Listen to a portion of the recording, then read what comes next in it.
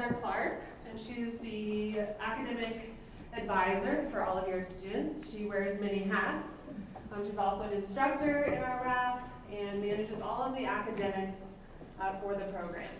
Stephen Heyman is our program manager, so he coordinated this event. He's coordinated the student event on Wednesday, and he generally oversees all of our program management within the residential academic program.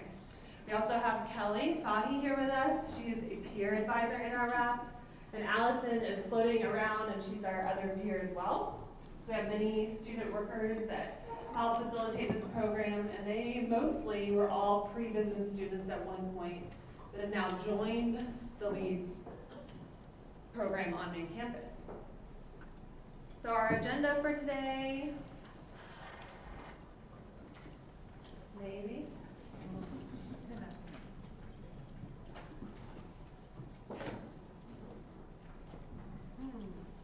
Okay, well, I'm going to talk a little bit about the pre-business program, and Heather will lead into academic advising, and then we will have you learn a little bit about our first year global experience program that Heather, Stephen, and I actually host in the spring for our trip to Switzerland, and there are other programs as well. And then Michael Leeds will be joining us at 12 o'clock to talk a little bit about our Leeds values and his experience as an intra-university transfer student, just like your students are now.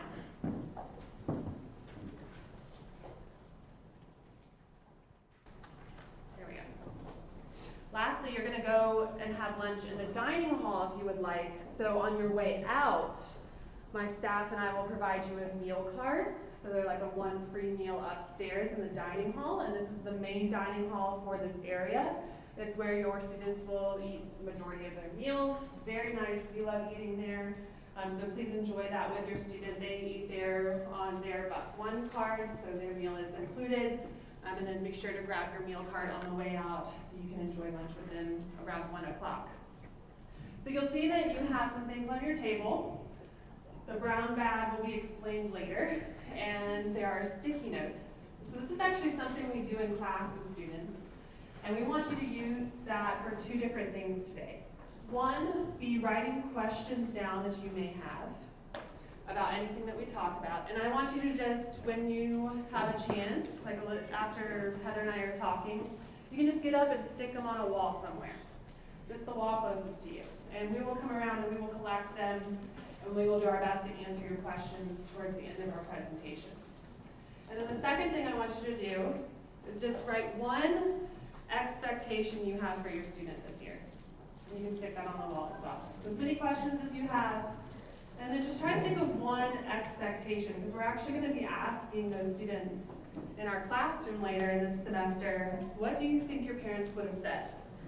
So we want to see what you guys have to say, and we want to talk to your students about that later in the semester too. So this pre-business program was born from a need. Over the past decade, the Leeds School has garnered a reputation that has filled our classrooms, filled our program. We're sitting at maximum capacity, which is right at 3,600 students in the Leeds School. And we were starting to not be able to admit all of the quality students that were applying to our school. And we started thinking of a way, how could we capture these students that showed academic and professional promise, but didn't quite make the cut to get in as a direct admit student. And that can be for a variety of reasons. That can just be because it's a first come, first served application process, and the first 600 freshmen got the seats. Could be they're 1 point off on this ACT, SAT marker that we look at. So we developed the pre-business program. We're in our 5th year. So the first year there were just 63 students, and we just graduated them in May. And then the second year, 293 students. The third year, 411 students. And I said, okay, that's too much. We can't do 411 and provide a quality program. So we backed down to 250 students last year. And we developed this RAP. So this is actually our third year of the RAP. We piloted it with those 400 students. And last year we said, that's it. If you want to be in pre-business and you want to join Leeds, you have to participate in this residential academic program. We were given space in the Williams Village North building, which is a beautiful facility. I think it's one of the nicest dorms on campus. We're very proud of that space. But it was remote, so we are a mile away from main campus. So that was a unique challenge. And students are really on the fence about, do I really want to do that? Do I really want to live somewhere and have to be a part of this program to get into the school of my choice? Well, it was so successful that we knew that that was the only way we were going to proceed in the future. So we define success in a few different ways. We are looking at their grades, and we're thinking, what does the rigor of Leeds require that they achieve their first year? We look at their engagement. So are they academically and socially engaged? And that's not for every student, the social part, but we encourage it and we try to help facilitate it. So we'll look at those metrics in a minute and what that success looked like for us. But what the pre-business program is it's this live-in community. They're required to take certain RAP classes, and Heather's going to talk to you about what those classes are. There are GPA and grade expectations. We host community and professional events. So people like Michael Leeds, our associate deans, ABB Energy, Google, a lot of different corporate partners come in and host professional events with them. Unique class options, in-house advising. So all of the staff that I introduced you to were right in Williams Village North.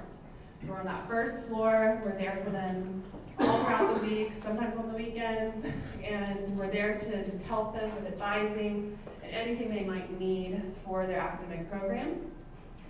Last year, we received a small donation from a parent to help with a mentorship program. So we were able to roll pre-business students into our Leeds mentorship program. So it was really awesome that we're able to do that. And then one thing is that this program ends for them after their first year. So they go through this for fall and spring, and if they don't gain admission to Leeds by spring of 2019, they're no longer considered pre-business students. So that's a whole nother academic path that we have to look at if for some reason they're not able to gain admission at the end of that year. So that's something they work really closely with us all year long to achieve. Otherwise, they're guaranteed a space within Leeds if requirements are met. So they're my top priority for admission in May. So one other bucket that I manage are all the other students that want to get into Leeds that aren't part of pre-business. So on average, I meet with 600 to 800 of those students that are not pre-business, that are just here at CU that want to get in. So pre-business students get priorities. We make sure they have seats in the classes they need, and they get admitted first for the following fall. So your students are going to be applying for Leeds for fall 2019. This program was also designed to keep them on track, a 4-year plan. We know that that's a really big priority for students and especially for parents. So at the end of their year, when they're getting into Leeds, they've done the same year that our traditional freshmen have done. They're working with us, Leeds staff members. We're instructing them in our first year seminar course. They get access to World of Business class. They have access to the required classes they need to get into Leeds. So their first year is almost identical to a traditional Leeds freshman. We call this a Leeds pre-business program because we are Leeds staff. This is a Leeds program. Be sure to be writing your questions down. So a little bit of 4-year planning that we'd like to go through. Oops. So you're here, and they start classes next week. So this first year, they're in the pre-business RAP, and they're working with their pre-business team. And this year is all about exploration. So this program serves multiple purposes. First, we generally understand that these students have a goal of getting into a business school, and that is their desire. Not all students want to do that. And we are happy to facilitate this exploratory year for them. We also help them understand what a business degree is. And that's a really important component of this program too. Only about 50% of these students will go into Leeds. This past year, we did go a little higher. We were at 76%, and we contribute that to the RAP and the goal of the students. But in general, in the past, we count on a 50% admission rate. Those other students might choose another area on campus here at CU Boulder. So they might be looking at the College of Communication, or maybe they're interested in an arts and sciences major, and maybe they want to just minor in business. We're here to support them through that journey too.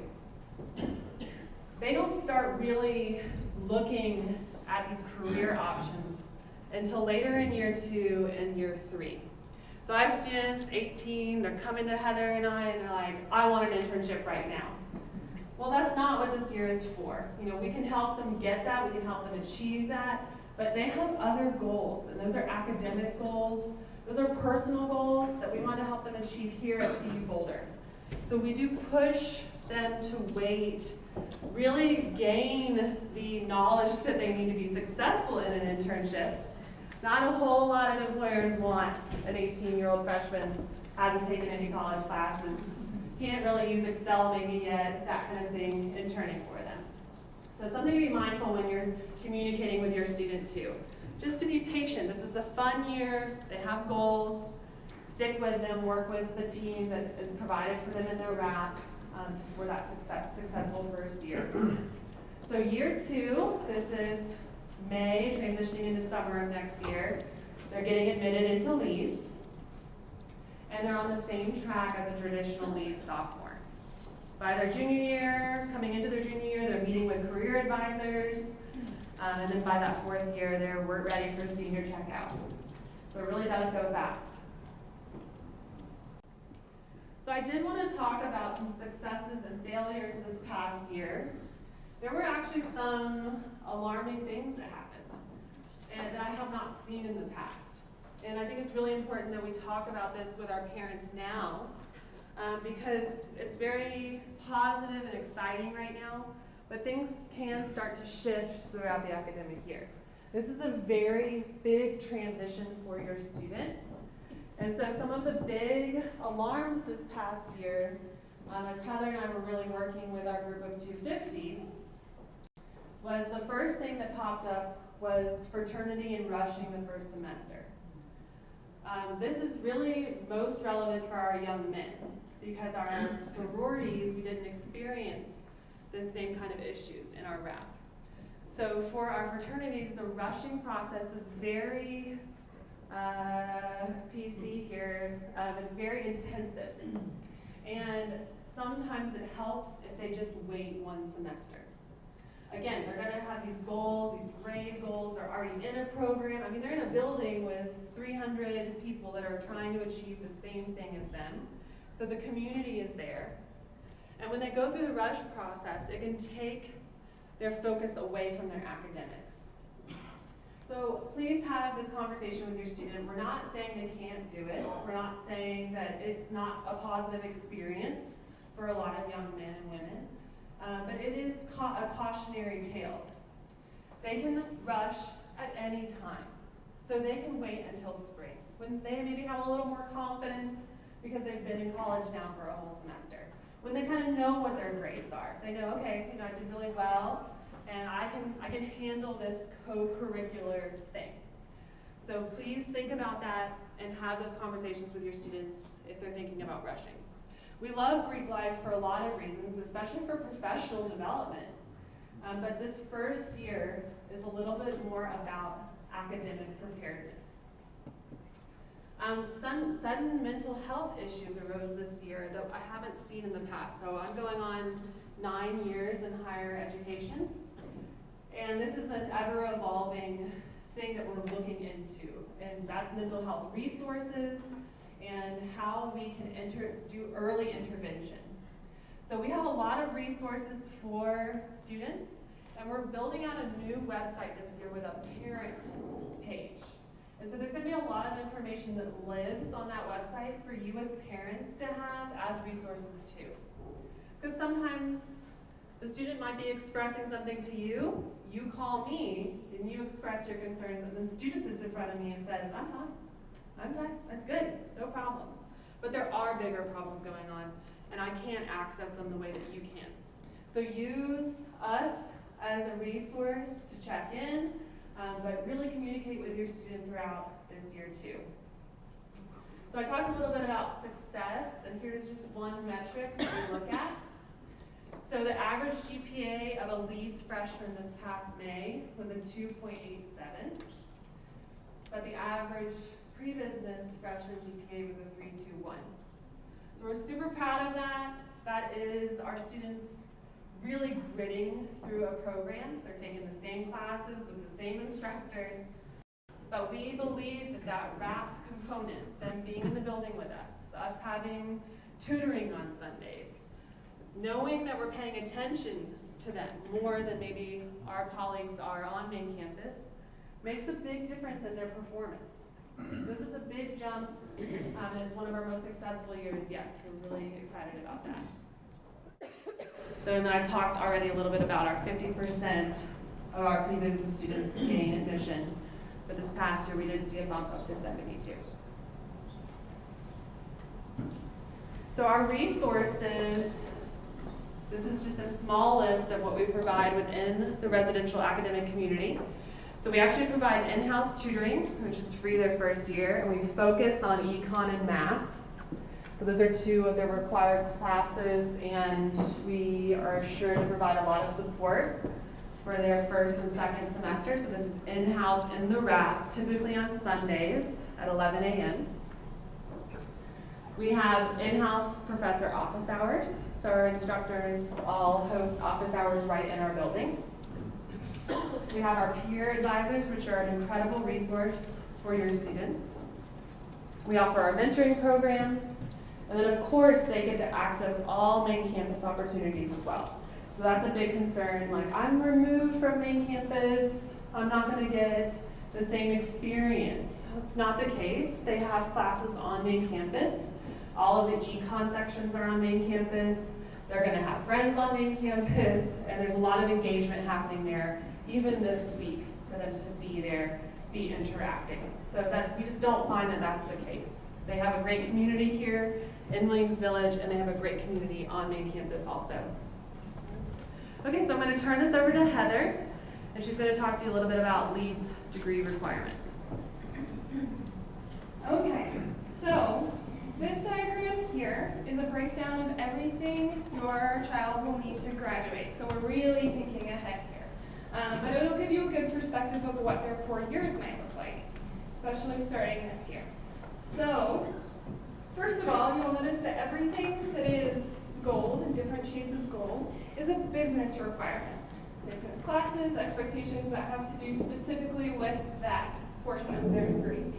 And then on the left side here, or the right side, is these silver portions here, These are their non-business requirements, these non-business classes. So, starting with business core, these are classes they'll take in their first 2 years. They're going to start on a lot of those classes here in the fall and spring semesters and take even more in their sophomore year. They're going to do all 30 of those credits in their first 2 years. Then from there, they get the opportunity to choose an area of emphasis. So this is where we're thinking like finance, marketing, accounting, management, right? And do some business electives. This could be a dual emphasis, so finance and accounting. Or it could be a certificate like business of sports or real estate are popular ones. There's quite a few to choose from. They will get lots of advising, both in their freshman year, but also in their junior and sophomore years, that will prepare them for that decision of what area of emphasis to choose and how to personalize that degree so that they can be as prepared as they can to get whatever job they're kind of dreaming of post-graduation. Another way to customize is to look at these business, general education, and non-business elective credits. So business general education classes, some of you have heard me call it arts and sciences core. They've changed the lingo here in this fall. We'll kind of walk your students again through what all that means. But basically they're broad categories with lots of classes that fulfill them that they'll take over the course of their 4 years. And then these non-business electives here are anything outside of the business school, okay? So the general education classes are more like they have to take 6 credits in a natural science and a social science, right? Non-business electives can be anything. Often I see students choose to use these credits for minors and certificates outside of the business school. So like there's a technology, arts, and media certificate or minor that I see a lot of students do who choose to do marketing because they pair well together. That would fit really nicely into this. There have been a few changes from earlier in the summer going into this fall with these general education requirements, and the great news is it's a lot more flexible and a lot easier for them to choose and customize and get minors in a way that it hasn't been before. So the computer science minor, a lot easier to get now, given the number of credit hours required in each of these categories. The long story short is they'll be taking these business classes over the course of their 4 years, appropriately spaced out, and be filling in with these business general education and non-business elective credits. This gives them room to do things also like study abroad, often in a number of these areas as well. There's business classes in some study abroad programs, as well as a lot of non-business electives. All right. To touch on the pre-business requirements. So as Vanessa already mentioned, we have very high expectations for our students. They're not easy to achieve, but there's lots of support to help your students get there. So we expect all of our students to get a B- or better in both econ courses, so microeconomics and macroeconomics. Both are offered on main campus and are large lectures. Math 11-12, which is math analysis and business, this is that Excel math class. They'll take that in the RAP, so in Williams Village North. Math 25-10, or statistics, again, taken in Williams Village North. And VCORE 10-15, which is world of business. They have to take Econ 2010 unless they have transfer credit for it in the fall, as it's a prerequisite for Econ 2020. So micro has to come before macro. The math classes and world of business can be taken either in the fall or the spring, and we generally encourage students to take one math class per semester. So whatever they're in the fall is great. They'll take the opposite then in the spring. Here's a great example of a schedule, right? So they're in Econ 2010, microeconomics, expect that for the fall. They're in a math class, in this case the students in Math 11-12 in the fall. Could have been statistics, either is fine. They're in writing 1150. This is not a requirement for admission into Leeds, but is critical for graduation. It's a requirement for graduation. And it's a freshman writing course. So if they can take it in their first year, that's great. We need them to do that. Their first year seminar, this is BADM 1250. This is the course that's taught by myself, Vanessa, and Steven. It's 1.5 credit hours and it's pass-fail. All of your students will be in that for the fall. And then one elective course. Looking forward into the spring, the student happens to be taking VCORE 10-15 in the spring. If they're taking it in the fall, that's fine. Statistics, again, could be either math. Macro has to be taken in the spring. And this student happens to be in FGX, or BADM 1260. And we're going to talk about this course a lot more here a little later today. But this is that global seminar, global experience course that's offered only in the spring and specifically to freshman students. They go abroad for 7 to 10 days. It's a really great opportunity, but we'll talk about that more later. And then of course one more elective course. So you can kind of see how those elective courses are just filling in and around those business requirements. And I forgot to mention that FGX course is optional, it's not required. All right. So the application timeline, how do they get in? We need all of their grades from their first year in order to admit them. So they receive the application link in spring of 2019. We'll do group advising again and kind of walk them through this process. But they can fill out this application at any point between when they first receive it from us and June 1st, or I'm sorry, yes, June 1st. During spring registration, they should register for general education classes for the fall. So we want them to register as if they didn't get it.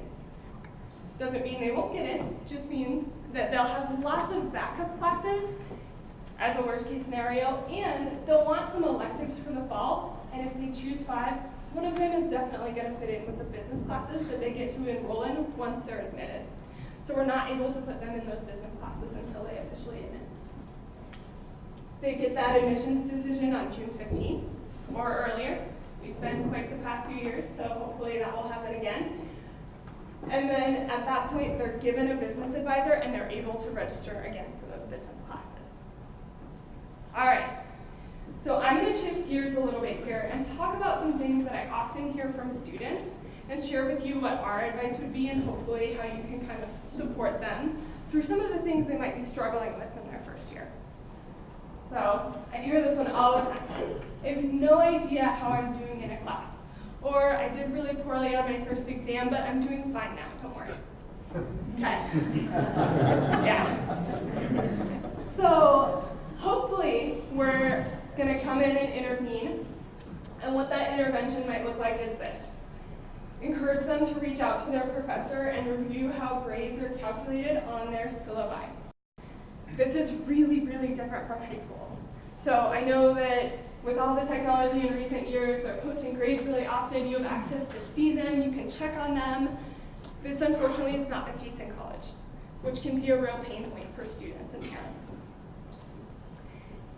They will have to, first of all, be in touch with their professor. Their professor is the only one that's going to know their grades. Unfortunately, I don't get them until they officially post at the end of the semester. And each professor calculates grades differently. So for example, econ, they'll have a midterm, maybe some homework grades, things like that. But they'll want to be talking to their professor because the professor will also know if they intend to curve the class, which could have a large impact on their grade.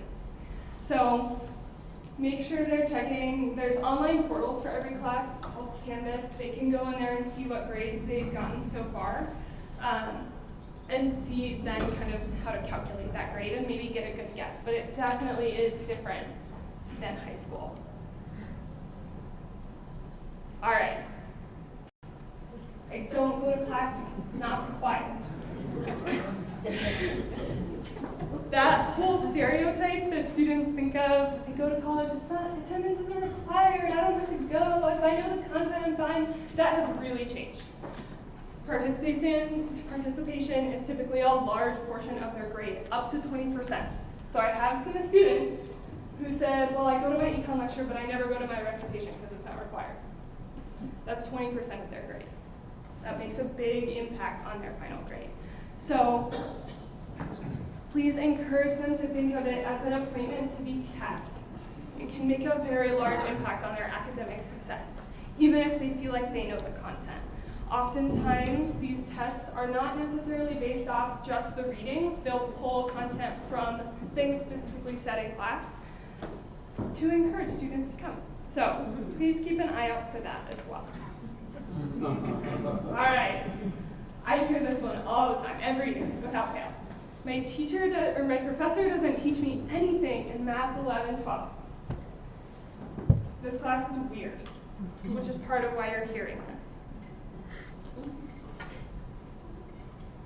It's a reverse learning course, which means that students are expected to do the learning portion, so watch lectures, watch how to do things outside of class, and then actually practice and do things inside of class. So it's going to feel like, because the professor isn't lecturing, that they're not learning something. The professors, this class has been taught for many years, they know what they're doing, they have really great intentions, and they are, of course, trying to teach your students to excel. And part of that is making them do it so they remember it, right? The other thing, the other portion of this class is to remember that there's so many ways to solve problems in Excel.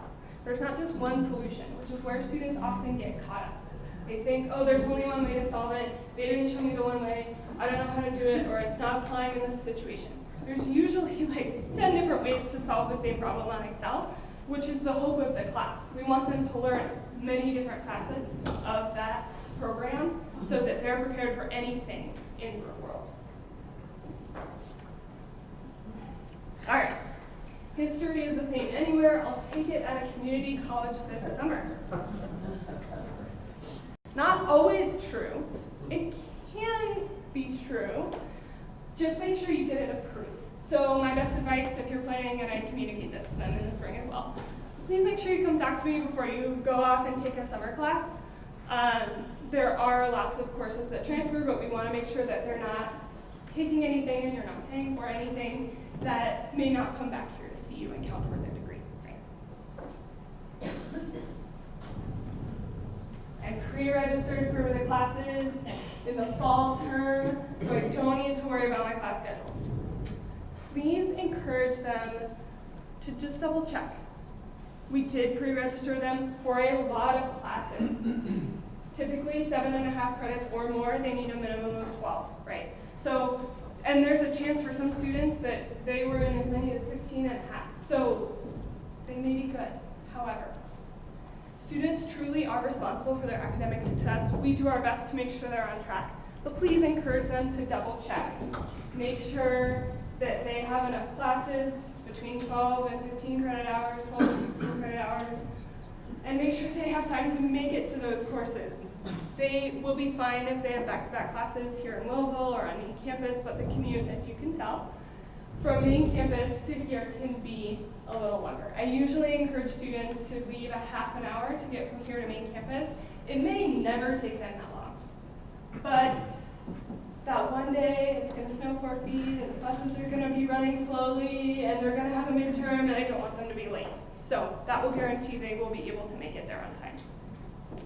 We also do a lot of advising for the spring, but again, they're responsible for their class schedule, more so in spring than they were in the fall. And it only goes up from there, so we slowly give them more autonomy with building their schedule. But they will be responsible for building out that spring schedule, and we will cover it in that freshman seminar class. I'm so busy, will you just call my advisor for me?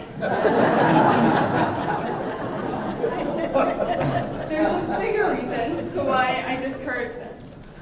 It's called FERPA. It's a federal law. This law says it's designed to protect students, that university staff cannot share information with parents unless there's a FERPA release. So if you call me after day 1 of classes and say, hey, what's my child's schedule? I actually can't answer it unless you have a FERPA release. And I really want to help you, but that law prevents me from doing so. So there's a couple of options for you, right? Of course, talking with your student, they're going to know their schedule, hopefully, and they'll be happy to share that with you. They are going to have, again, the best idea of what their grades are as well. The other option, of course, is to have your students sign up for a release. They can do this on MyCUInfo. They should know how to log on to MyCUInfo. It's the same place they go to register for classes. And they can fill out that release there. They create a safe word. You share that with me when we're on the phone, and I say, okay, this person is safe to tell information to. So just know that if you call and your child hasn't done that for her release, you may kind of hit a brick wall. And we'll do our best to help you without giving a ton of personal information. But unless they have that release, we'll have a hard time doing that. Okay. I can't get in to see my advisor. This one we hear around registration a lot. Really encourage your students to be proactive. There's 300 of them. There's one of me. So, and we've got lots of opportunities for them to come in and talk to us. We have walk-in hours on Mondays and Wednesday afternoons every week. And we also have appointments if they happen to have class during that time, or if they want to just book an appointment, totally fine. But know that they do need to be proactive. So booking the week of registration is not going to do it for them. They need to book it a couple weeks in advance. All right. So a couple of important deadlines that are coming up that are great for you to know about, and I'm going to tell your students this as well, so hopefully they will be very prepared. The last day to add a class is September 5th. So they need to have all the courses that they want in their schedule at that point. Also, Hopefully none of them are on wait lists. However, if your child is on a wait list, this is the deadline where they're either in the class or not. So they need to make sure they're off that wait list if it's a required class before then. Hopefully none of them should have that as their situation. The deadline to drop a course without a W on their transcript, the W is indicative of a withdrawal, is September 12th. And then the deadline to drop with a withdrawal is November 2nd. That W does not impact their GPA, but it is a permanent mark on their transcript. Usually doesn't impact students too much, but I'm happy to talk about the impact of that if your student's in that position. And please remind them to be checking their Colorado email daily. This is part of their routine as a student. We will send all of our official communications through that email. They'll also get reminders of their homework for the freshman seminar through that email, so please make sure they're checking it. It's a great way for them to keep track of what they need to do for the RAP and for pre-business. Specifically this week, so if I've said something so far and you're like, oh, I know that's a problem for my student today, for anything really urgent, your child's in no classes, your child's in too few classes, something like that, we've got walk-in hours from 2 to 4 that they or you are welcome to come to. We also have a student welcome day, of course, on Wednesday. I'm going to be with them for quite a bit on Wednesday. We're going to walk through the same content or similar content that we covered today to help them be prepared to register. So they may get some of their questions answered then as well. And then on Thursday, we've got more walk-in hours from 9 to 12. So these are a little bit different than our week to week. But for this week in particular, that's where to go if you need help. All right. Okay, so I'm going to talk a little bit, very briefly here, about one of the classes that's unique to pre-business students, and then we're going to get moving a little bit. So, the BADM 1250, this is that freshman seminar class. It's pass-fail. The purpose of this class is to help your students succeed. So it's a little bit different than a standard course. It's an opportunity for students to build relationships. They've seen correlations between students who make friends and then build study groups and then get higher grades, right? So we're trying to build that in our course. Your student may also experience, we did a lot of registration with, if they're in this freshman seminar, they're also in this math class, and they may also be in econ course, so they may have friends in quite a few of their courses.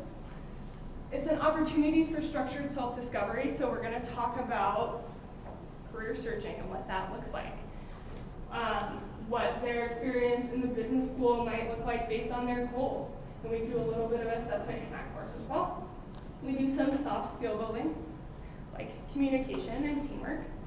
And finally, we do a lot of design thinking. The course is really built around that concept. For those of you who haven't heard of this before, it came out of Stanford, and it's a way of problem solving really complicated problems that don't have very defined answers. Like, what do you want to do with your life? Right?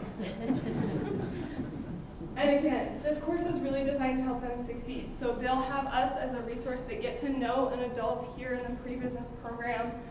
We're there to help them and communicate with them. So I'm going to let Vanessa take over here.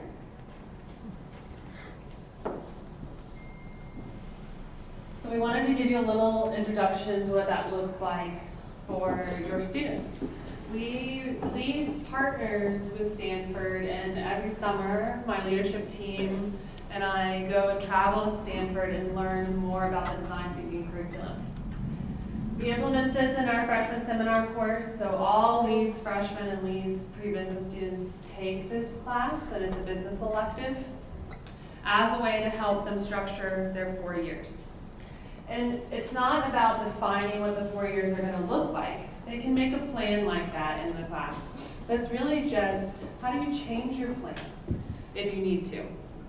So one of the in-class things that we do is called the Marshmallow Challenge.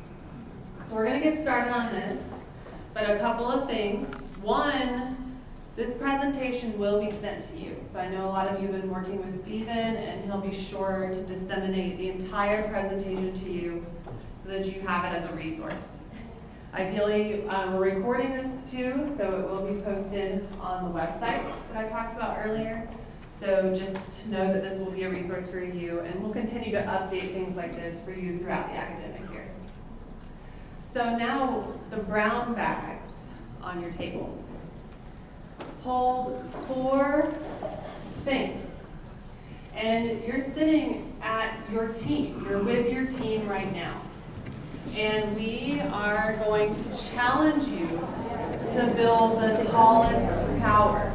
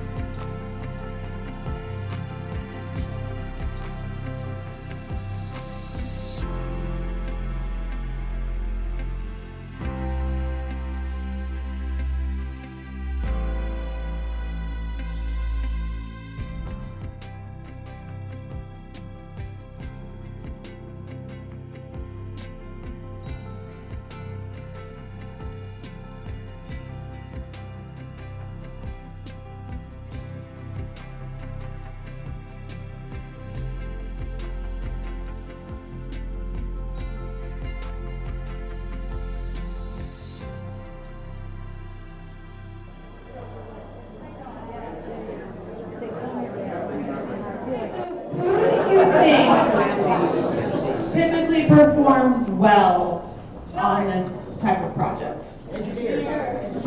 Engineers? Kindergartners?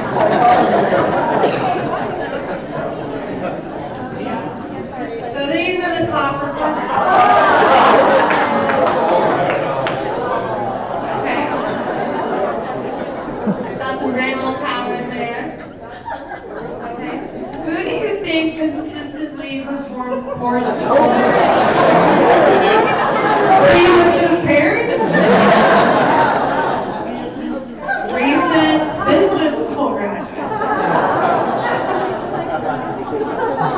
I like how their eyes are nice. So we talk about, this is the very similar lesson plan that we do with your students in class. We've done many, many weeks of design thinking up until this point. But we love to just kind of go through this with them to get some energy back into the class. So we kind of talk about why. Why do kindergartners do this better? And this is when we really start talking about prototyping. Business students, traditionally, they make a plan, and that's the plan. That's what they're going to do. It doesn't matter if it's not working. It doesn't matter if they're disagreeing throughout the process. They got the plan ready, and that's what they're going to head for. Whereas kindergartners, prototyping, failing, prototyping, refining. So we work through this idea of prototyping to refine and to really learn what's working. And we also talk about empathy and thinking about maybe the first idea wasn't always the right idea. Another thing is diverse skills matter. All of you sitting at these tables have different backgrounds. And so you all have something different to contribute to a project. And we look a little bit at the type of people they've had do this exercise. And as you would guess, architects and engineers also perform really well. And CEOs and executive admins typically perform really well because they have a lot of experience with that prototype failure and refining. This is a really important component, the ideas are, of the class. This is really the only activity like this that we do with spaghetti, etc. But we like to just go through this with your students to help them get an idea of all of the different components that matter in a project. So shared experience, common language, prototyping, and facilitation are some of the key words that we talk about here. So next we are going to talk a little bit about our first year global experience. And Mike is joining us at 12 o'clock. We want to get through some of these questions. So I'm kind of thinking Heather and I will tackle a couple of these questions before we move into the global experience, because you had some really good questions.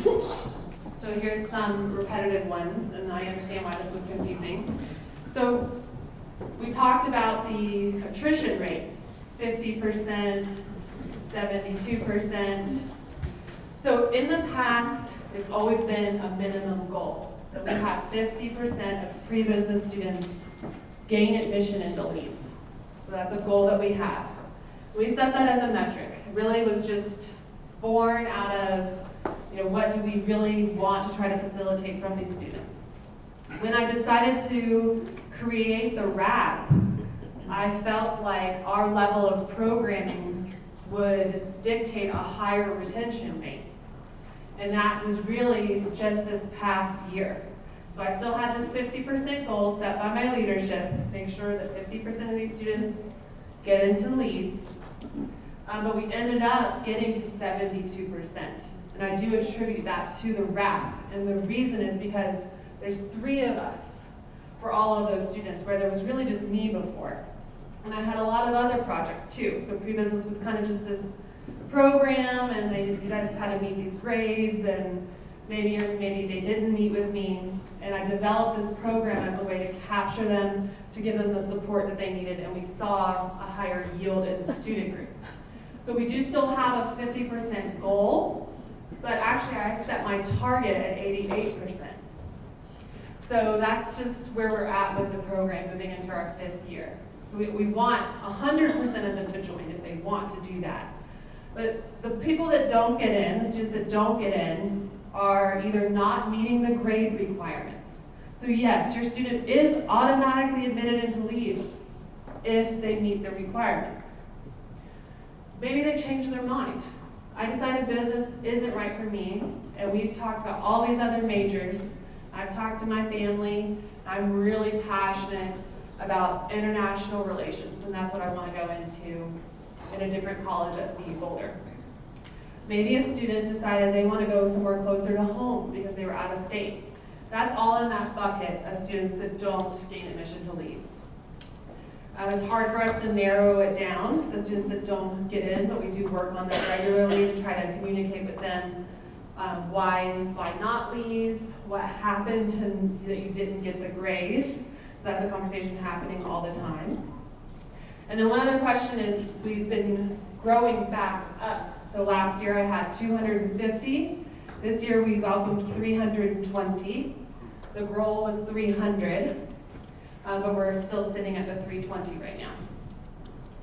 So hopefully that answers that question a little bit better. And then Heather, you want to take the next question? All right, so the next question I have is pre-business part of Leeds or part of the Arts and Sciences College? So this is a really good question, and I'm glad someone asked it because it needs to be clarified. We all work for the Leeds School, but your students are indeed part of the School of Arts and Sciences. So there's a couple of benefits to that, right? The tuition for the School of Arts and Sciences is lower. It's a little bit cheaper for your first year. Also, if a student chooses to change majors, it's actually a lot easier for them, because a lot of the majors like econ or political science or international affairs are all in the School of Arts and Sciences. So they don't have to do that intra-university transfer like they're trying to do into Leeds into those majors. They can just declare them. Yeah. Okay, so that's a great question, is at what point do we as RAP administrators step in to help a student who may not be on a path of success. So we have a lot of different retention strategies. The first one is that freshman seminar class we talked about with the design thinking. So the three of us, Stephen, Heather, and I, each have about 100 students that we're teaching. So that's to spread a caseload across that is manageable for us to be having a closer to a one-on-one relationship with your student. Some of the math classes report back to us on things like attendance and engagement. So we are intervening right away if an instructor is alerting us to, okay, this student hasn't come to class for a couple of classes now, and I'm concerned, hasn't turned in any paperwork. That's a benefit to us working where they live. So we have a close relationship with our hall director, JP, and all of the RAs in the building. Some of the RAs work for us as well. So there's those early intervention tools that we use to start engaging with the student, asking certain questions that we've been trained to ask, and then just, if they're not showing up to our class where attendance is required, that typically tells us they might not be showing up to other classes too. So we use all of those as intervention tools to make sure we're paying attention and retaining the student and setting them up for success at C. Boulder and in the Leeds. All right, so we have a question. Do you go over with students what you shared with us today? A couple of you asked that. Yes. On Wednesday, they will be in here just like you are. And we'll cover the basics of academic advising. We talk about their expectations, the classes they're in, how to check their schedule. Like I mentioned, for them to be checking it, we kind of show them how to do that. And again, cover the hours that they can come in and chat with us if they have further questions. Okay, so let's go into this first year with global experience. So this is something that's really close to Heather and I's hearts. We really love this program. This was something that pre-business students weren't eligible for because they weren't technically in the School of Business yet. And it's only available to freshman students in their second semester in the spring. So we have a lot of different global opportunities if they don't take advantage of the first year global experience. And our school as a whole has a goal for 100% of our students to have some type of global competency. That doesn't necessarily mean they have to study abroad. We know that can be an expense or a hardship or not a good fit for a student, but we have a lot of opportunities for them to understand this international component to their degree program. So we have these global seminars, internships, a certificate, and then CU study abroad. So specifically, this first year global experience is a 2-credit Leeds business elective during the spring semester that includes a week-long global experience over spring break or at the end of spring semester in May.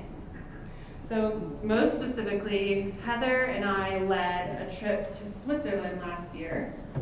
And the year before that, we were staff members on 2 different trips. So Heather went to Italy, and I went to the UK and Ireland. And as a result, we were so passionate about this program, we wanted to host a section for pre-business students. And we suggested Switzerland, which was actually communicated to us by other students that they really wanted to go there. So this past spring break, we took 28 of our pre-business students to Zurich and a couple of other places within Switzerland, and we had just an amazing experience. So we'll look at that in just a second. So this is the kind of the student-facing presentations. We really are starting to talk to them about this because the timeline is so rigid. The applications open on September 4th and they close on the 30th, and it is a first come, first serve process, but the application is non-binding. So we just really encourage them to apply so we can get an idea of who's interested and we can start reserving seats for the program. Last year we really only had space to take 25 students to Switzerland, but we went to 28. And then they get notified in October. And this is really where we start saying first come, first serve. So on their application, pre-business students now have a lot of trips they can go on. They're not restricted to Switzerland. So they get to see on the application process some of the other options that are available to them. Some are restricted to other programs, but there are several that are open to them. The UK and Ireland trip is one of those.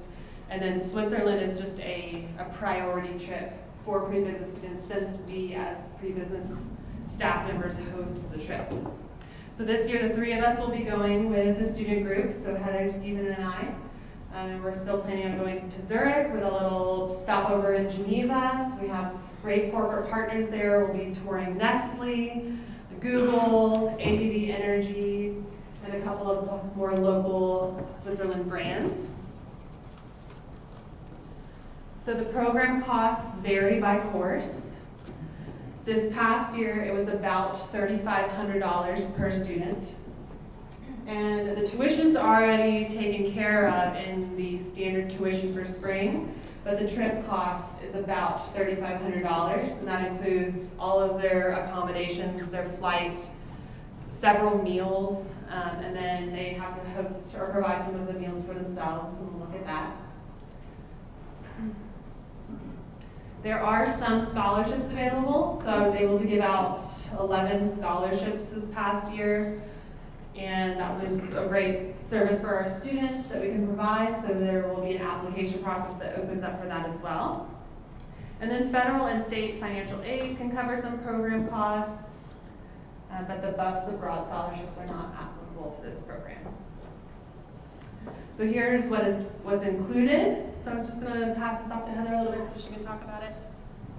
Yeah, so a few things that are included: the flights for your students there, the hotel accommodations, and their breakfast is included every day, so they'll have that covered in the hotel typically.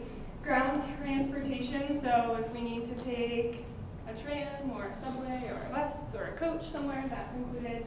Of course, the faculty and staff is there to make sure every student is staying on track.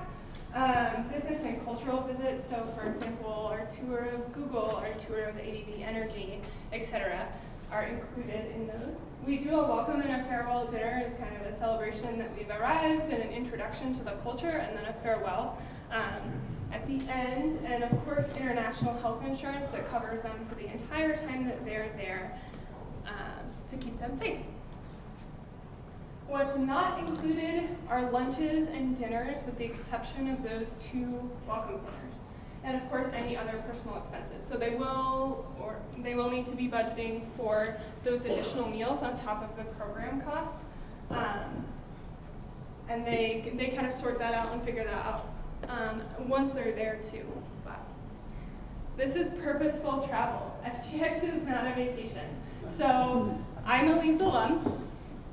And I also went on FGX when I was a freshman. It was not an official program back then. It is now because it really took off. And it's truly not a vacation. It's an opportunity for them to learn about business hands-on in another country. I went to Argentina and got to learn one-on-one with these folks who are running startups there. That's a really unique opportunity that you don't normally get when you travel, right? But it definitely is a very different experience than just going for fun. All right, we're going to cover some of the locations. Okay, so some of these are restricted, and you can see at the bottom who the first priority is. So we're the Leeds pre-business wrap, and then there is the Leeds wrap. So they go to Argentina. Chile is open. So they could go to Chile with Eric Mueller. And he's actually head of our entrepreneurship program. France also open. So they're going to Paris in May, and that's an option for them. FGX Germany, they go to Berlin. That one looks like it might be open. So FGX Italy this year is first priority for Dean's Leadership Fellows, but they typically want about 25 students, and there are 17 in the Fellows program, so they would have additional space for other students to go to Italy. Portugal is for Leeds wrap priority, but again, might have some space there too. Spain. Here's us for Switzerland, the UK and Ireland. So this is all on the FGX website, and this is the web address for that. Your students are going to get a lot of this information too as we work to fill the class. So actually, a part of their class with us, they have to attend an FGX session.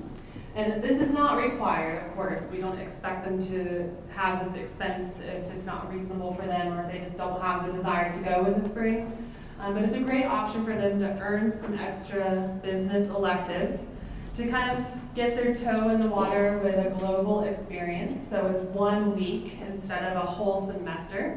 So this is a great way for them to see what that experience is like and to travel with people that they know really well at this point. So the 28 students that went with us on spring break, we had great relationships with already. So it really made for a fun trip with a really good group of students. And then like Heather said, this program has really gained a lot of steam. So we don't have numbers for this past year yet, but in 16-17 academic year, 46% of freshmen participated in the program.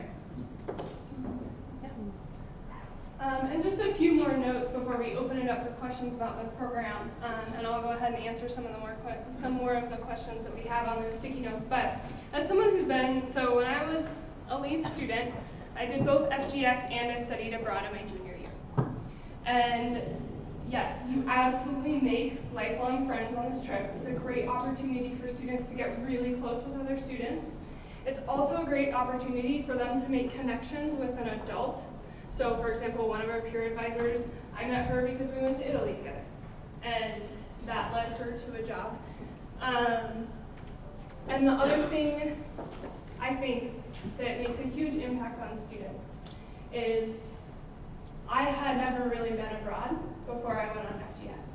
And going on this trip, and I went to Argentina, so it was a lot of culture shock, but it really opened my eyes to what it was like to travel and what it could be like in a really safe environment, because I was with 25 of my closest friends and staff members. And it made me feel comfortable enough to go abroad later in my education, which I may not have been so bold to do without that first experience and that first exposure to going abroad. So, go ahead and open it up for questions. Yes? Is there a chance that you could check that you're interested in all of them and then still not get a spot? That's a great, so she asked if you could check if you were interested in all of them. The way the application works is you get 100 points and you get to choose what you would allocate those 100 points to. So you could put 10 toward every one, or you could put 50 toward one, or 100 toward one. So you can kind of indicate your level of interest based off of those points. And then is there a chance you could still not get one because they all filled up, even if you were within the window? Yep, so she asked if there was a chance that they all fill up. The very popular ones fill up very quickly. That's why we talk about it now, usually in a day or two. There are some that are less popular that take a little bit longer to fill up. Chile is a great example of that because it's more adventurous, but a great program. And that one, like, there are a few that take a little bit longer to fill up. So there's a good chance if you fill out the application that you'll get something. As long as you give it 1 point, you're good. Yeah.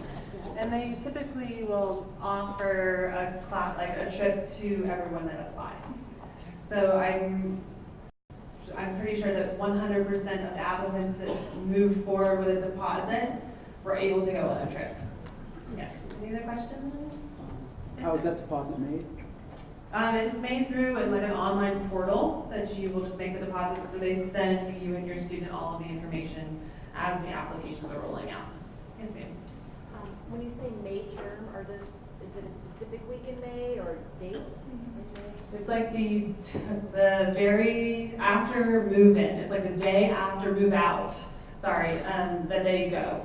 So they have to move out of their dorm and then go on the trip. So it is a bit of a challenge. We did that for UK and Ireland because the UK Ireland trip is longer. It's actually 12 days this year. So the students have to move out of their dorms, they finish finals, and then they leave for the trip. So none of the students went home first. But some of them did go home from the trip. So they didn't come back to school necessarily. So So that's helpful if they don't have a lot of belongings in the dorm. Yes, ma'am? You said it was non-binding when you were doing the application process in September. At what point is it binding? When you have to put the deposit down for the trip, so October. October. Very beginning of October. So once you are given the option of where you're able to go, at that point they ask for a deposit by the October 5th, I think it was.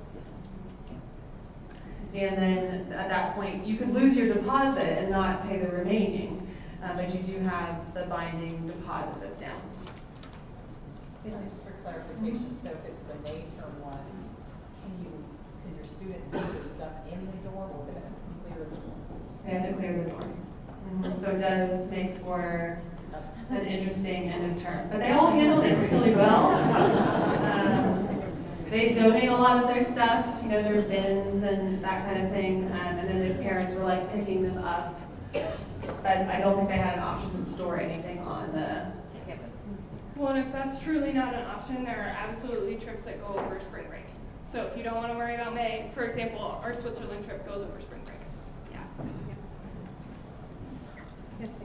Is the website open now where you can look at Yes, the website is live and has all of the updated information. You're actually going to get a flyer in the mail from our FGX partner as well.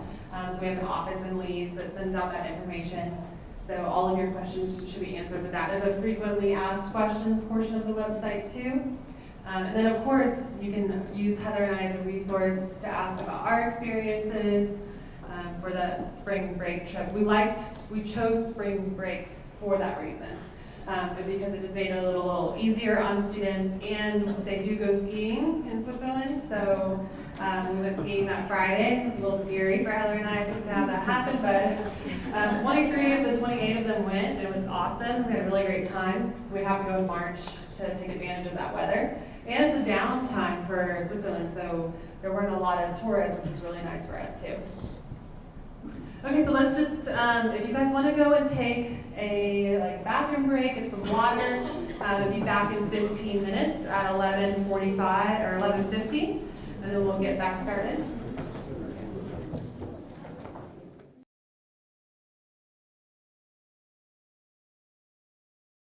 Flightstar Incorporated, among many other esteemed responsibilities, his plate is very full. So he flew in last night to speak with us and other opportunities on main campus with our MBA cohort. So I'm honored he's here with us today to speak to you about our college's values and his experiences here as a student at ZU Boulder. So welcome, Michael.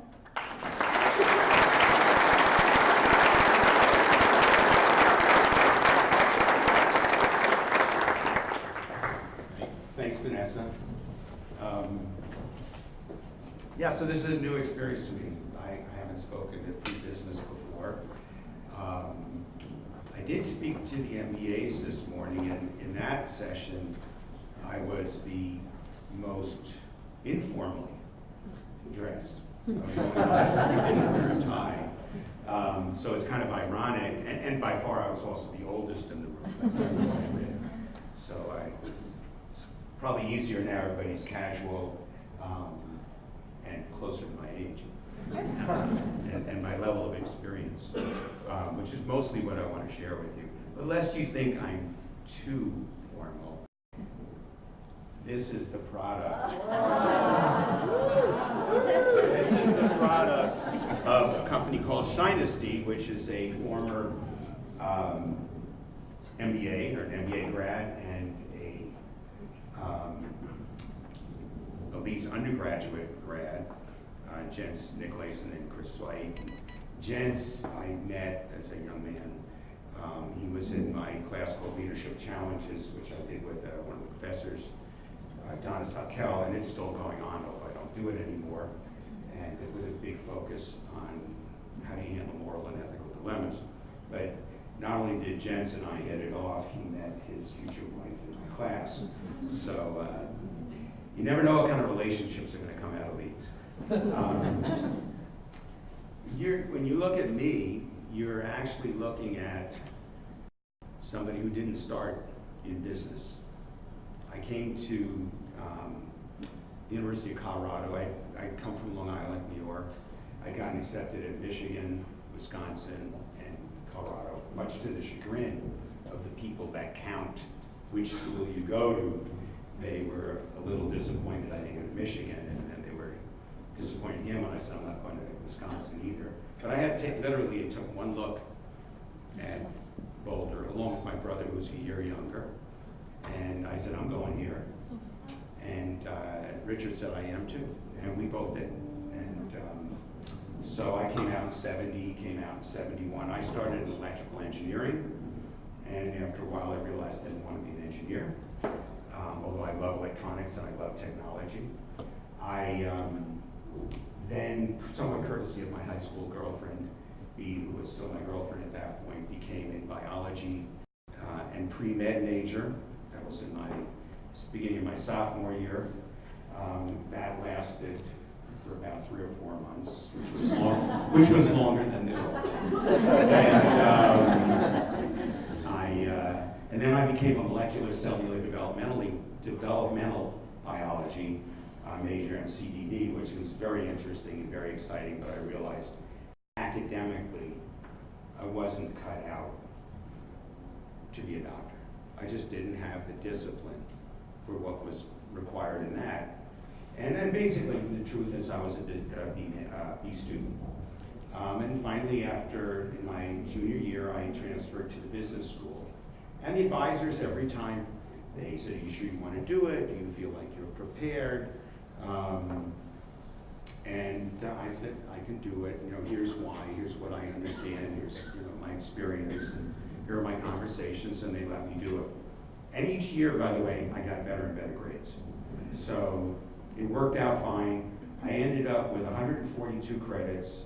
I ended up with a business degree in business administration in finance, but I had fulfilled all the requirements for international business and marketing as well, and I did it in all 4 years, which is impressive.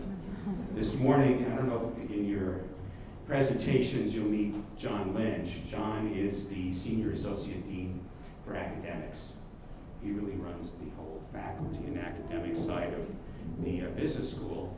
He's also a world-famous, world-class marketing professor, and he's a very nice guy. But I told him, I was talking about my remarks or something, he said, well, Mike, I didn't have 4 majors. I had 8 majors. I said, oh, well, how long did that take you? 3 years. So, I speak to you as a former transfer student. I'm very, very proud of the Leeds School, and I know part of the reason you're here is because you have a son or a daughter coming here, and they want to be in Leeds, and I guess they're mostly in arts and sciences now. I'm sure you've heard, I know Vanessa's told me a lot about pre-biz, we got to talking about it, and the chances are your kids are going to do better in this first year than the average business school student. So they're in a good place, they have a good support program, you're going to get all the right things. But I have 3 daughters, 2 36-year-old identical twins and 1 32-year-old. And I remember going to orientation, and in each one, they said to Andy, my wife, and me, 50% of the students change their major in the first year, at least once. So 50% of the freshmen change. You'll see where they end up with. Your kids made terrific choices. I always say, because I talk to a lot of kids and I enjoy it. I mentor students at the school, I speak to them, they all have my email address, it's the same as theirs. Mine's michael.leeds@colorado.edu. And they have a terrific support structure here, but your kids made the first important big decision that they, in the end, got to make. And that's a big deal. And so it's only the beginning. I'm sure a lot of your kids went to camp, and that first time you went to visit them, and on visiting day, and you walk up to the campus, and they just walk differently. And it'll be even more so when you see them in the next while for Parents' Weekend or Thanksgiving or whatever it is. But they came to a terrific place. They made a very, very good choice. Whether they end up in business or any of the other fabulous things we have here, in the end, it's not that important. It's important that they grow, that they get their college degrees, and they go out and be successful. And they're in a terrific place to do it. I want to talk about why Leeds. You know, what was it? And Vanessa talked a little bit about what we endowed, but why did we care about social responsibility? Why did we care about ethics, and why Leeds? So part of the Leeds was, I was really driving this effort. We had a terrific company, maybe even further back. My parents both were born in Germany. My mother in Frankfurt, my father in Hamburg. They were there as the Nazis were growing, Jewish, and they, my mother's family left in 1932 when she was 4 and moved to Paris because my grandfather knew he couldn't keep his mouth shut. And it's the truth, it was a good idea. And then in 39, they left Paris before the Nazis came in there and moved to New York. My father's family, on the other hand, stayed. Both came from entrepreneurial families. My mother's family was in textiles, quite successful. My father's, they made a living, they were in leather goods. And as the 30s went along and the Nazis were rising in power, my grandfather had had a secretary, and she had left for whatever reason and moved to San Francisco. And she was writing in the later 30s saying, you don't know how bad it is. You always took care of me, and I want to help you too. You really need to get out of there. And so in 39, they got ready to go. At the end of in 38, the end of 38, they got ready to go. I'm sure heard of Kristallnacht when the Nazi stalwarts came and they broke all the windows of Jewish businesses and synagogues. And my father talks about cleaning up the temple the next day, but that was in November. At the end of the year, they were on a boat, the last boat literally out of Germany, and headed to San Francisco. And they settled there. So that impact was huge of what can go wrong with a bad set of values, a bad set of leadership, but also the impact of having a good education, because their education was portable, and they could come here, and ultimately they were very successful, and both in an entrepreneurial way and in an educational way. And so our focus in the family has always been partly philanthropic, and it is also, that impact has been for equity and equality. My mother always talked about the fact that in the early 30s, when she was around Frankfurt, and there were signs that said no Jews. And then they moved to Paris, and in the 30s, there were signs that said no Germans, because the French didn't want any part of them. And then they moved to the US. My parents actually met skiing, so that's why. So it's been a big part of my life. And in 1960, my father's mother, my grandmother, came in from San Francisco, and my mother's mother was nearby. We went down to Washington, D.C., my brother Richard. We're the oldest 2 of 5. And we went down to Washington, D.C., and there were signs on the drinking fountains that said no colored. And so, you know, you keep thinking it's going to be okay, and it follows you. And so that also had a big impact, and my parents have always fought, my mother especially for women's equity and equality, and my father for equality overall. They ended up with a variety of companies, kind of every whether one was successful, all based in electronics. And they finally started a publishing company in 1970. I came home I started school in 70, and then in 71 I came home for my freshman year, kissed my mother hello, and went out and helped put out the first issue of the first newspaper, which was Electronic Buyers News. And that company became successful over time. And they then had more and more experience and also the opportunity to really focus on the values that they wanted people in the company to espouse. And so our company really became known not only for our marketing expertise, our ability to launch newspapers and magazines. Literally nobody launched as many successful publications as we did. But our company was really known, what made us unique, for our values and how we treated our employees, how we hired people, how we gave people success. It was known for how we worked with our customers, and especially our vendors, as true partners before that became a popular term. And our programs that worked with the community around us. And we succeeded that way. People came to our company. In a couple of years, I now talk to, I used to talk to each freshman class. Now I talk to the sophomores during their professional, the sophomore professional summit, to more prepare for the business world. And so I talk to the sophomores, and I talk about each of the 7 principles our company ran on. And I'm not going to take you through them now. It's for another time. But those principles were really important because my parents were hiring a lot of young people. And so how do you communicate how you want to operate and things like that?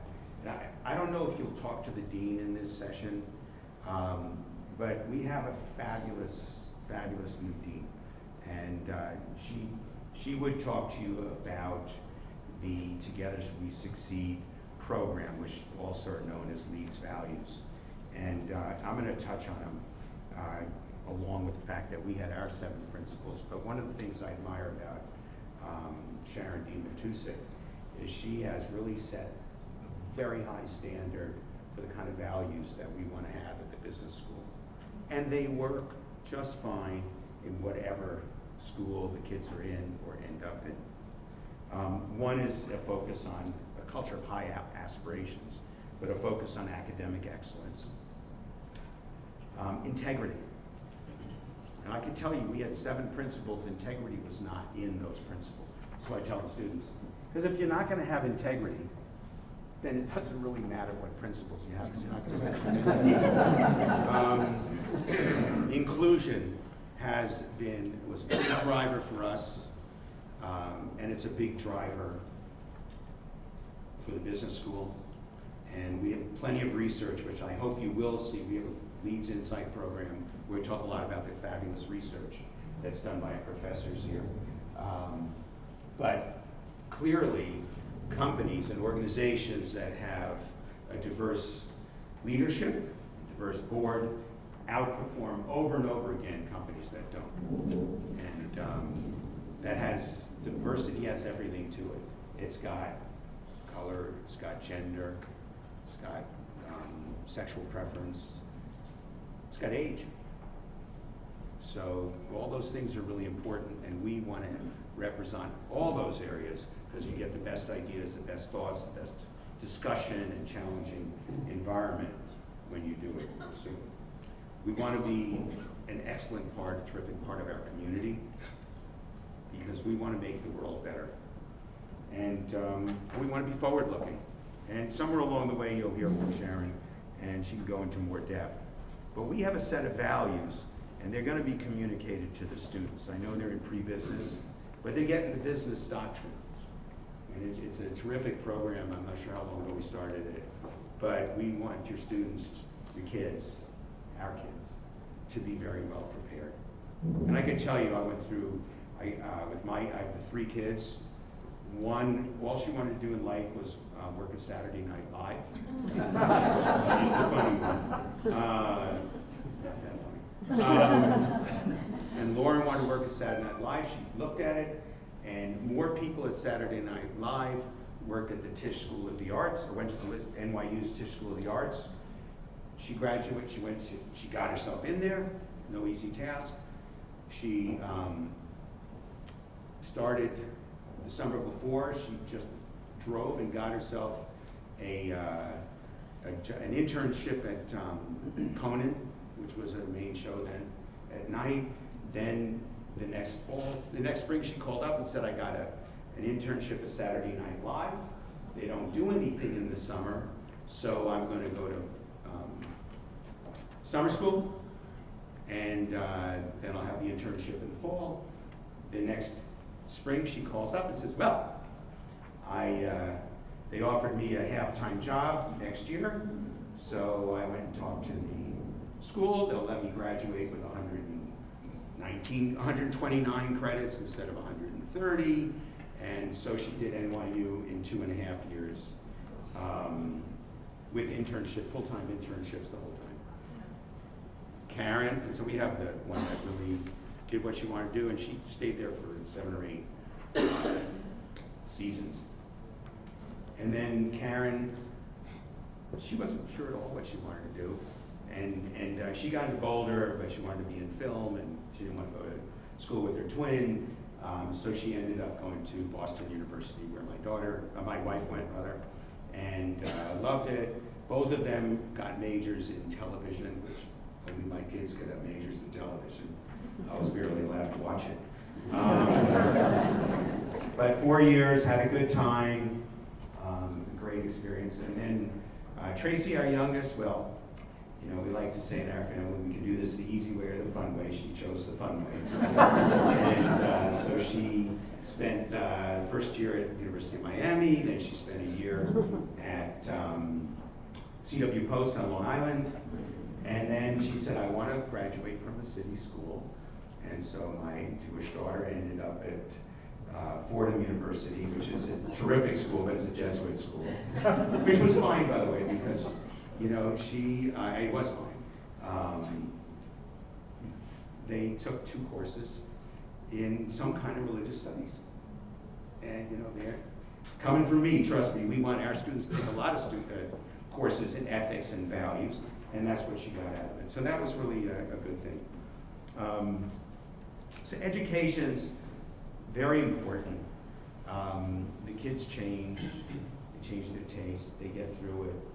Some take longer, some take shorter, and they'll make their way. And hopefully most of them will come into the business school. I was talking about CMP, and I was talking about our focus on values. In 1997, I took it public. And by the way, I'd worked outside for 10 years before I came there. I came there to start my travel publications, which was my experience, and they were all high tech. And eventually I took over the whole thing. In 97, I took it public, and in 99 I sold it, because I just saw that our business was 90% of our sales and revenue, which was close to $500 million. We had a couple thousand people. 90% of the revenue came from print advertising in our newspapers and magazines. And like 300% of our profits came from that. We invested the rest in growing the business. And I knew that wasn't going to last. So we sold it. But up to that point, when I went out and spoke, I spoke about our employee programs, I spoke about our values, I spoke about our contributions to the community. But I didn't have the company to talk about it anymore because I'd sold it. It was no longer a model. And about that time, I got started talking to the business school because I wanted to give something back. And literally, one thing grew to another. And you may not have heard it put this way, but what really ended up happening is that one day, after lots and lots of discussions, the then president of the university system, Betsy Hoffman, says, oh, I understand what you want. You want to make ethics and social responsibility part of the core curriculum of the business school, like marketing, management, accounting, and finance. So instead of having 4 areas of emphasis or divisions, you want to have a 5th one. We can do that because it fit right in with the values of the school.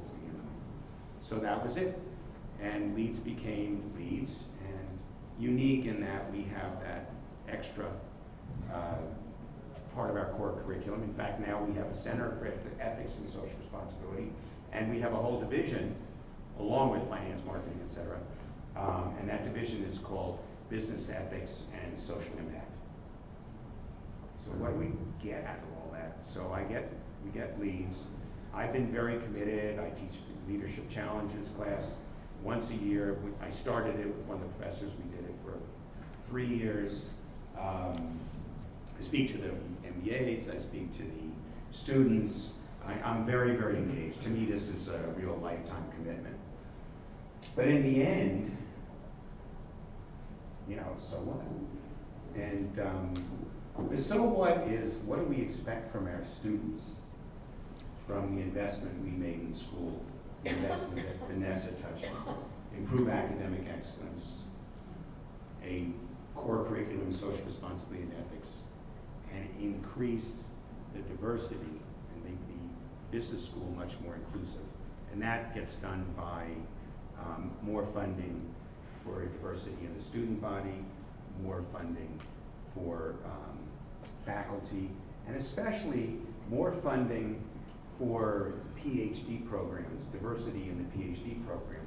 Because if we really want to have more diversity in the faculty, which will bring more students, if we want to have that, we have to bring more faculty into the world. We can't just hire them from other places. So we do that. It's been going on for 19 years. Clearly, social responsibility and ethics are a vibrant part of our business school in terms of the classes people take, the special classes people take, and our core curriculum there. But in the end, we want the kids to come out of the business school and ultimately the whole university. We want them to go out with a sense of character, a sense of responsibility, a sense of integrity, and the ability to stand up and be leaders, first in their dorm room, then in their whatever places they end up living, to be leaders among their friends, to be the ones that they rely on, that you can rely on. Then we want them to go out into jobs, and pick jobs where those students see that the values are consistent with their own values. We don't tell the kids what their values should be. We give them the tools to figure out for themselves what's important, and how to make important decisions, and especially how to stand up. Because ultimately, if you know the right thing and you don't do it, then it doesn't really matter. And there's a lot of peer pressure for all of us forever. So when you get all said and done, we want our students to go out and be leaders, but leaders with a sense of values in what they do, how they speak, how they make decisions. And when you get all said and done, I always like to end with a little story about my mother. And my mother was receiving an honorary degree at Hofstra University, which is a fine university in Long Island. And she's giving her a keynote, and there's 5,000 students, graduate, undergraduate, parents, etc. And my little old lady with a pocketbook, looks like a grandmother, and she walks up on the podium and she says, you know, she makes her comments, and she says, you know, Jerry, that's my father, Jerry and I didn't set out to change the world. We just wanted to make the world a little bit better. And just think, if each one of you and your kids, each one of you went out and made the world just a little bit better, what a wonderful world it'd be. Hope your students come to the regular business program next year. And I'm really glad you're here. Obviously, you're committed and made good choices. I know that I am the only thing standing between you and lunch, whether your kids show up or not, apparently. I know you've been asking questions. Is there any questions, or are there any questions, that anybody would like to ask about our involvement in the school, or what it means to you, or anything else? That's how it starts. Who's going to be brave? There we go. One over there, two over here. So why don't you think we see more of this kind of investment in other business schools? So why don't we see more investment in other business schools? Why isn't it more widespread? I guess it's part of leadership is to set the example. We work with a lot of other business schools. In fact, we didn't really call it the Center for Education, Ethics and Social Responsibility initially. We called it the Center for Education. So we're very much a part of a vibrant organization of universities and companies, especially through our CSER program, the Center for Education on Social Responsibility, or Ethics and Social Responsibility, where we work with businesses and other universities to develop their programs. And so most universities and most business schools have some focus on ethics and social responsibility. The real uniqueness that we have is it's part of our core curriculum, and it's part of every class that the students take in one way, shape, or form. We're very philanthropic, and it's interesting because it's the hardest thing we have is raising money to for programs in education in schools that are underperforming both students and in the school itself. And we're very successful at it. But usually people put money on things that touch them.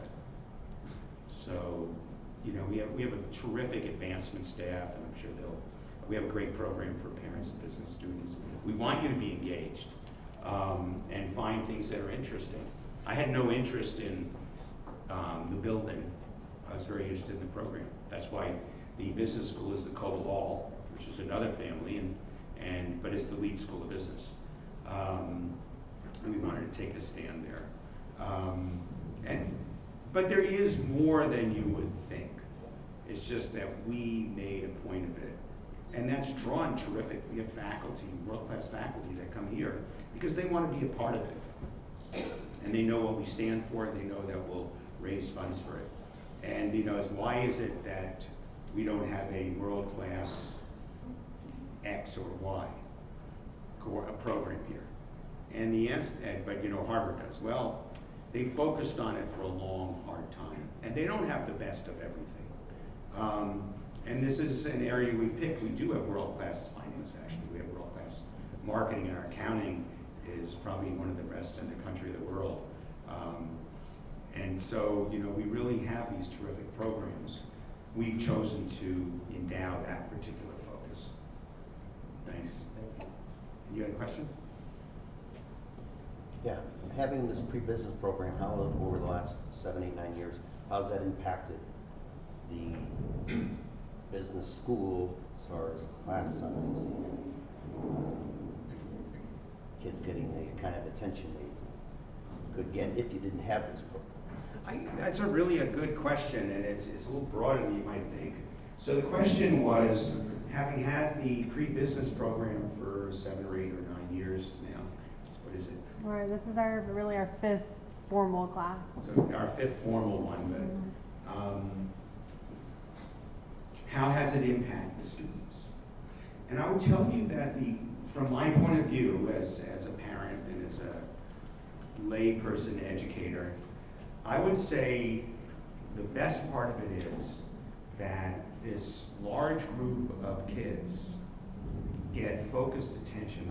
It is a big deal when you come to the University of Colorado. And in fact, any school. You're a young person, you're feeling your oats one way or the other. I'm sure your summer was interesting.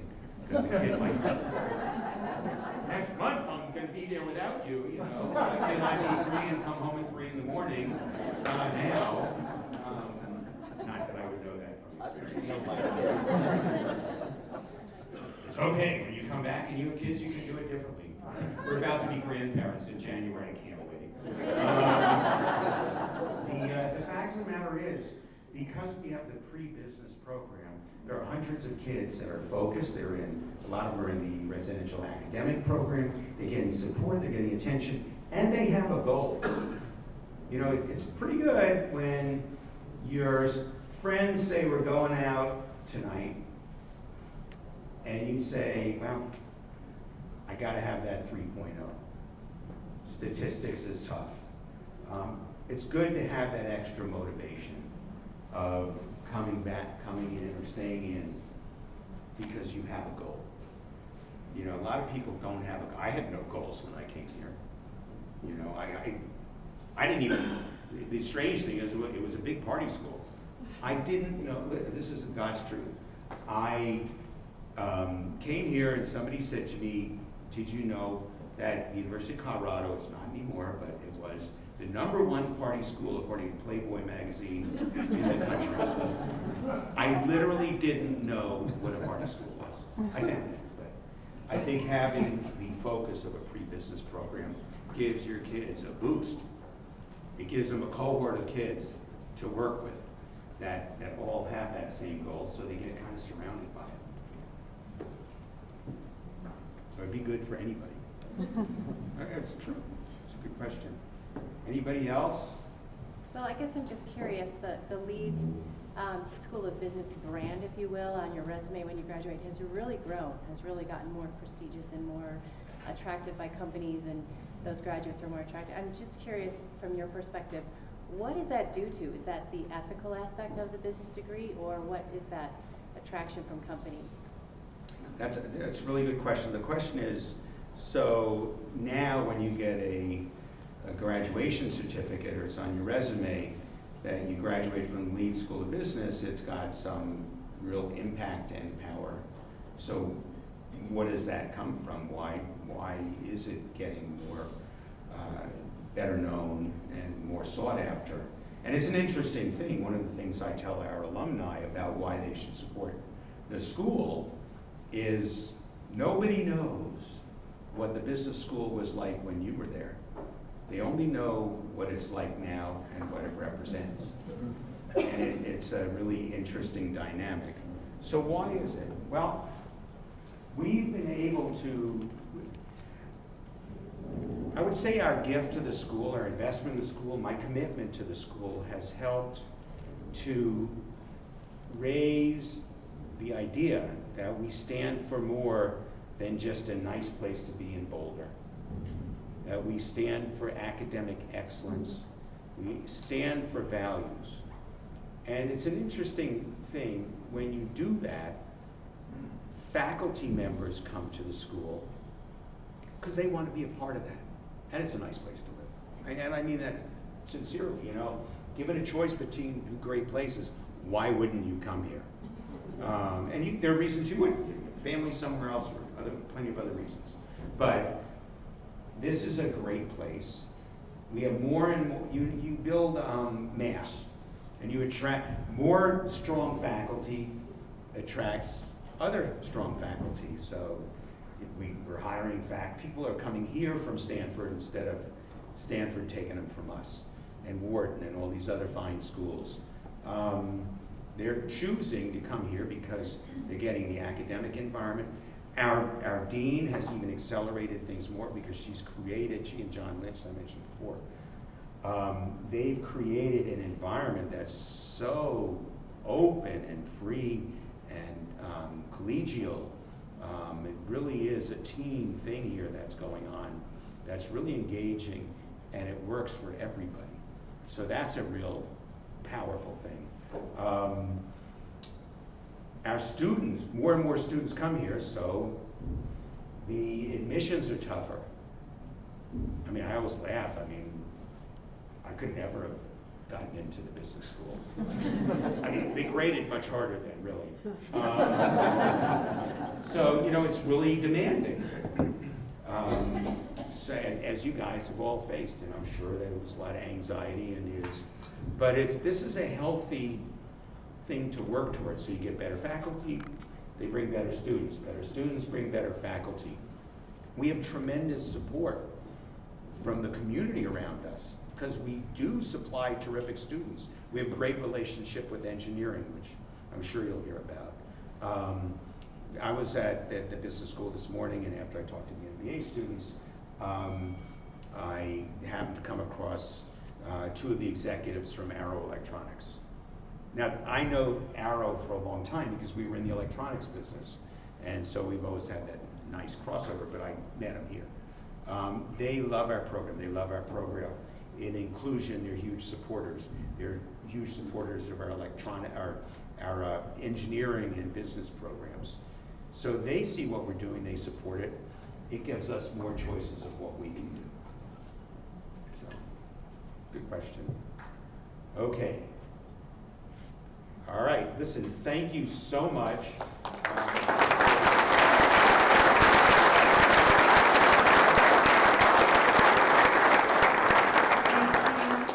Okay, I know you all have a lot of questions still. We've got the stack up here.